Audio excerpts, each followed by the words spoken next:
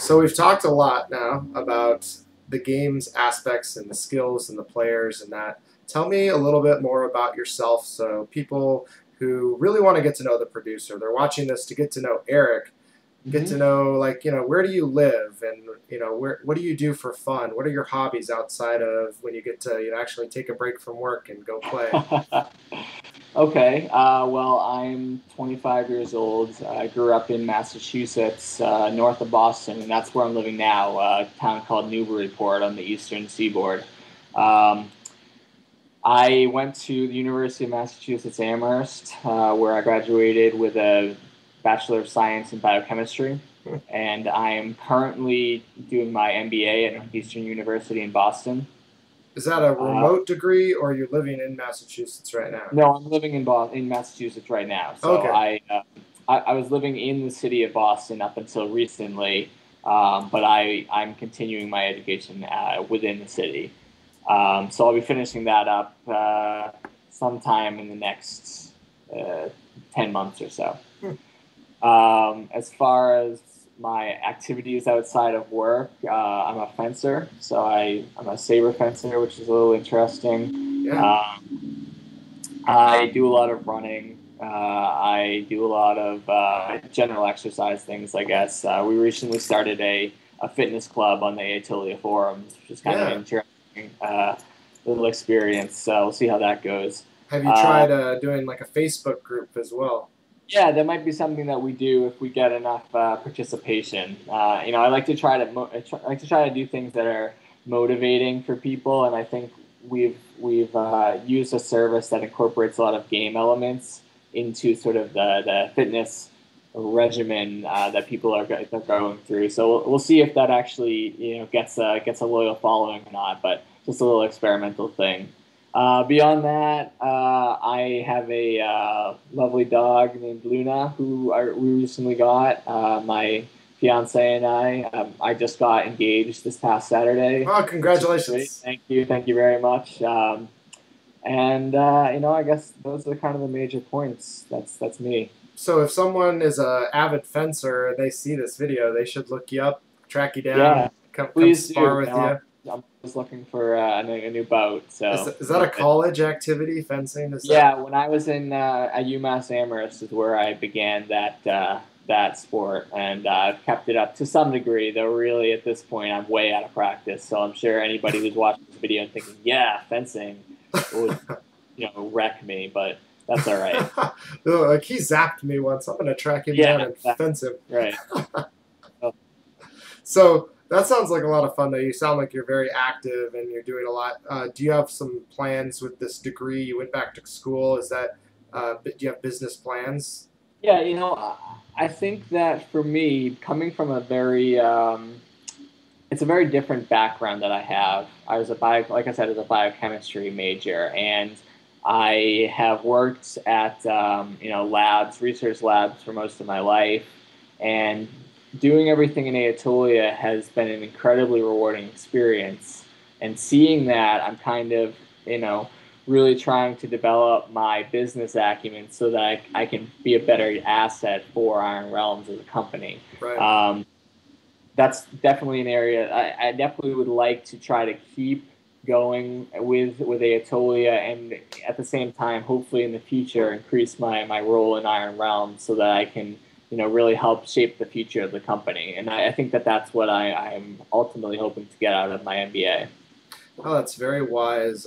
I see Iron Realms also doing some big things, and I think they're getting more of a presence now. I understand from having talked with Jeremy that the search engines are starting to recognize them higher and higher on the listings for RPG and games like that. So Right. or for terms like that, and so it sounds like you're heading in the right direction to be a of greater benefit to the company. Yeah, that's So that's the goal, and hopefully it works out for me and for the players in the long run. yeah, I mean, I don't know. They don't have a vice president role yet, do they? No, I don't think so. But maybe Jeremy will watch this video, so we'll see. Yeah, I mean, he might say, "Well, you graduate, then we'll talk." No, they're often like that. So that's cool. So tell me, you've been a god in the games. You've been a producer. If you see, we did get to see someone We did, come yeah. by. So you've been a producer in the games now. If you could be a producer for a different game, what would you get involved in? I think, if any, it would be Listernia. I really enjoyed my time there as a player, and Mm-hmm. I love the work that Rob has done with the game. I think it has an incredibly rich amount of source material to work from, and that's something that you really need for the continued development of a game is some good backstory. And Rob has done a fantastic job of crafting that. I think if I were going to be a producer of another game and you're gonna force me into a single choice for one of the Iron Realms, it would have to be Listernia. Beyond that, I love the steampunk atmosphere that they have going on there, and Hmm. I think that's something that we might borrow a little bit of for the future of Yeah. Aetolia. And do you ever play any of the other Iron Realms games secretly as a player that nobody knows that, here I am, I'm the producer of this other game, but I'm just Yeah, not really anymore. There was definitely a time where I was playing Osternia and Empyrean actively, especially when the games first opened.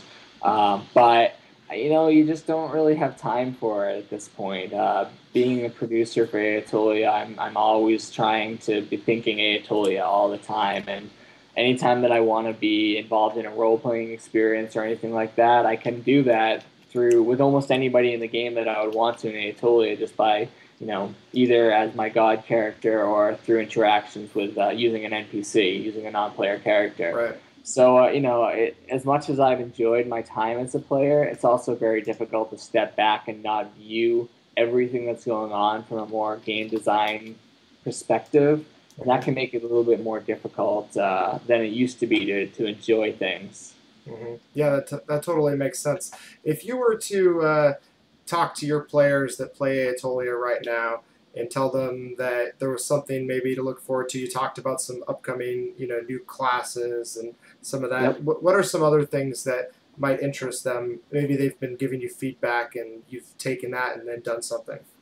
Yeah, well, one thing I think that's been huge demand recently are new bashing areas. Mm. We released an instance bashing area recently called Zanhal. That's something to note is that Aetolia uses an instance system for some of its bashing areas. So, you can go into some of the instance areas and basically just have your individual group, and you're not going to be bothered by other people coming and hunting the same things that you are. Does that also Um, make you invincible from attack from people because you're in your instance? there are ways to get around that. Mm. So you're not basically just going and being safe for yourself all the time. But I think it's good because it allows people to sort of, especially at those higher level bashing areas, get in the experience that they want to without having to worry about it being constantly bashed out, which I think is a major problem.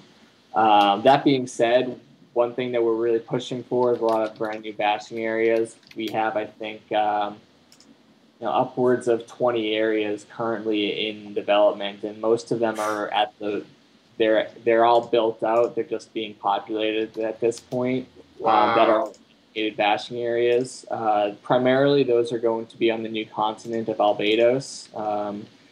That new continent is really fleshing out nicely, and we've been in development for it for so long now that it seems like we're building it with our hands and nails, and it's going to be fantastic when we can finally get players over there to the full extent that we want to, because there's probably upwards of almost 5,000 rooms at this point waiting to Oh be my released to the goodness. players, and a lot of that is just a matter of getting them all linked together and getting the quests in place that we want to, and that's a big time draw, but I think it's Right. something that we've been deeply involved with trying to get ready for the player base, because in the past, I personally made the mistake of releasing things too early, and Yeah. I would just prefer not to do that for something that I think is going to be a major turning point for Aetolia. How important is questing to you in this game, Aetolia?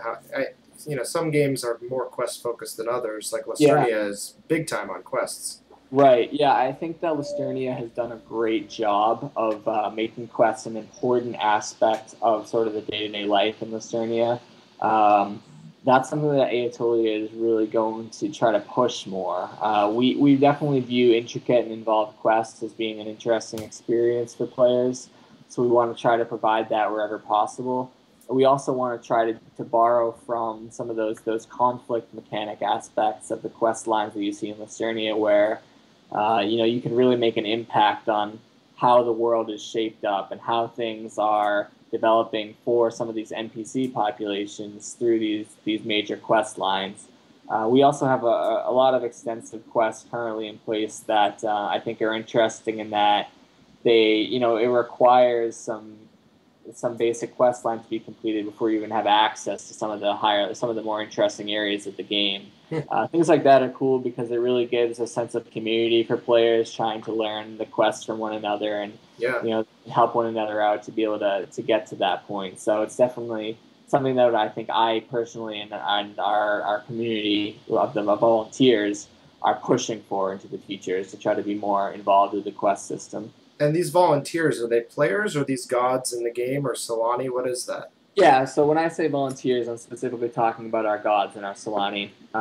We have some of, I think, the very best volunteers in all of IRE, and I know that I'm biased for saying that, but I love the people that I work with on a day-to-day basis. How many are there total? Offhand, there's probably right now around 13 or 14, and they're around to differing degrees depending on which person you're talking about, but we have a pretty good geographic range. There's actually a lot of people from Australia, New Zealand, and then a couple of Americans and one or two Europeans. So we have a pretty good stretch of people. So that's good because it allows us to really keep an eye on things at all hours. Are they all former players as well? Yeah, absolutely. Some of them have been around for years and years, but everybody that is involved as a volunteer started off as a player of Aetolia. Is that a requirement to be a player of Aetolia? It's not necessarily a requirement, but a familiarity with Iron Realms in general is probably a requirement. That being said, you need to have at least some cursory knowledge of how things operate in Aetolia to be able to be a successful Solani. I think that I don't think we've ever really had a successful volunteer who's just come from nowhere, who hadn't played the game for a while first to get a good sense of things. Mm-hmm. But there's always room for first, so we'll see. Of course. Well, Eric, I want to say thank you very much for your time. And if there's anything you want to say to people, this is the last opportunity for this interview to say it. Definitely come check out Aetolia as soon as possible. I'm always available for people to contact and ask any questions that you want, either through my in-game character, Galleus, Galleus, or you can email me at any time, eric@aetolia.com, if you have any questions about the game or Iron Realms as a company. Awesome. Well, thank you so much. We'll see you in the near future. Thanks, Ben. Thanks,